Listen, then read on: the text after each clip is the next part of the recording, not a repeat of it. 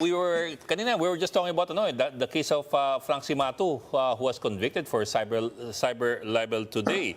And of course, the renewed calls for the decriminalization of libel. Pero we've been talking about this for decades already. Yes. Are we making any headway in this discussion?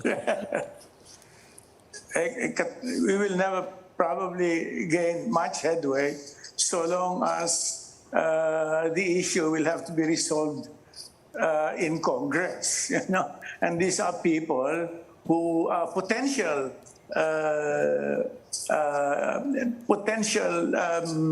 target of press criticism, and therefore could always use a law like that to deploy against the media. So it will be difficult, of course. Although, if you ask me, it should have been that. It's not only decriminalization. I think decriminalization is the least that can be done in making the relationship between the intended relationship, intended constitutionally, between news sources and subjects and the media. That is the least that can be done. If you ask me, I'd prefer that it be scrapped altogether. One thing that we did talk about kanina, you talked about, ultimately Congress has to pass that law. But in the absence of any act to decriminalize libel, we do know that the Supreme Court does have a circular encouraging or discouraging the courts from staying away from the penal penalties, from the criminal penalties for libel. I'm just wondering if pinakikinggan ba ng mga korte yung Supreme Court? Is the CMFR monitoring this? In other words, the way that memorandum is being heeded or not?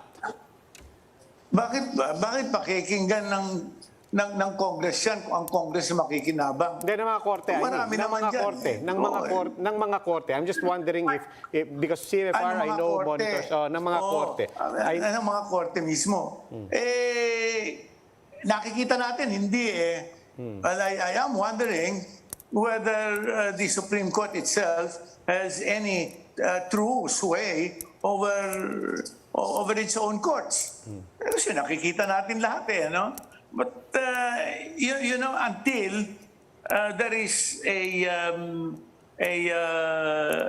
act, a law, scrapping that law, walang mangyayari yan. Gagamitin at gagamitin din. And given the very real problem of corruption in every level on every level of government, including the courts, you can imagine that this law can be used against news people by foul means. Nangyayari na So mahirap talaga Even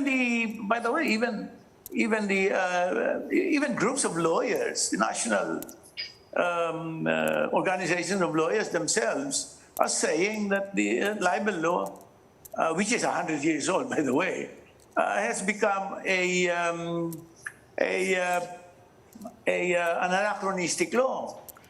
Because there are, after all, other laws that have been passed that could be invoked whenever damage to reputation happens. So sila mismo, lawyers mismo, ayaw na nila Kaya lang, hanggat nandyan yung batas na yan, magagamit. The mere fact that the law is there, the potential exists of harassment against news people, and by harassing news people, that by itself it defeats the purpose of the constitutional purpose of having the press as watchdog on the powers that be. So hindi pinapakinabangan talaga.